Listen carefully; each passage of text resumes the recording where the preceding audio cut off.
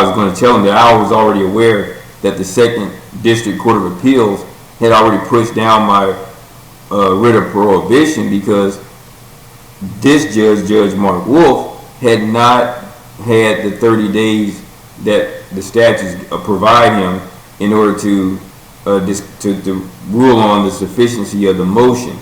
And there's probably a bunch of reasons as to why I might have listed then.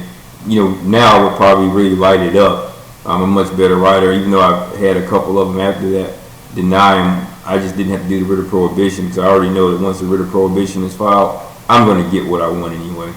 And in the instance with the judges in the 13th and me, because I have this reputation, fortunately or unfortunately, I don't know what they may want to label it.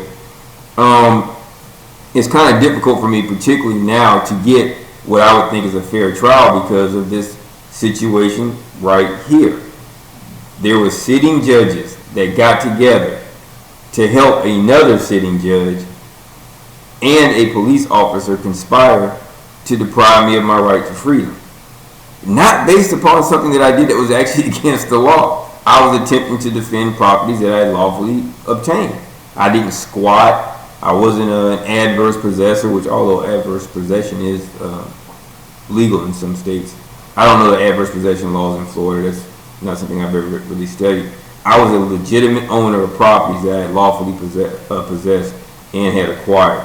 But let's get to the rest of this one right here, and then we'll go into the part of the proceedings. I'll go into more detail in another video. Part of the proceedings when the visiting judge dismissed the case.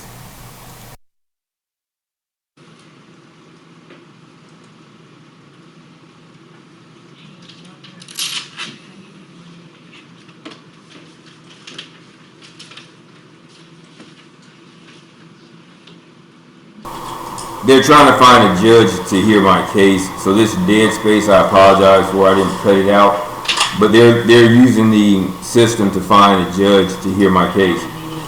That's the fiction on Allen. Oh, okay. Thank you.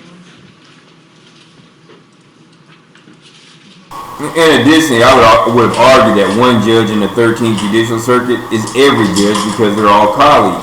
It's kind of difficult for one judge not to know another judge, or have some sort of overlapping relationships with judges that they all, not that they have to like each other, but they're all within the same building, within the same circuit. And if you ask for it, and I'll send it to you, he actually admits during the first part, because these are 2 different days, the 126 one happened on one day during the arraignment, the second one happened after I came back a couple of times.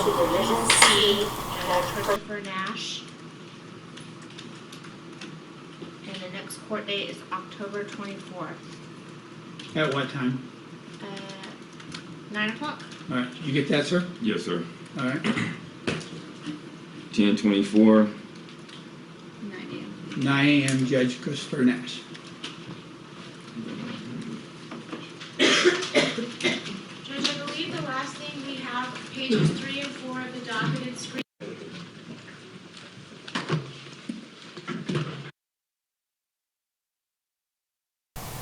So there you go. So now he's done. So before when I got to Judge Nash, of course, I moved to since he strike or reverse, vacate all the orders of the last judge. But as you can see, there was a successful disqualification of a judge, and as you also saw the entire docket, I did it more than once, and here's this thing going back up again with them. And this is October of, I don't recall the year.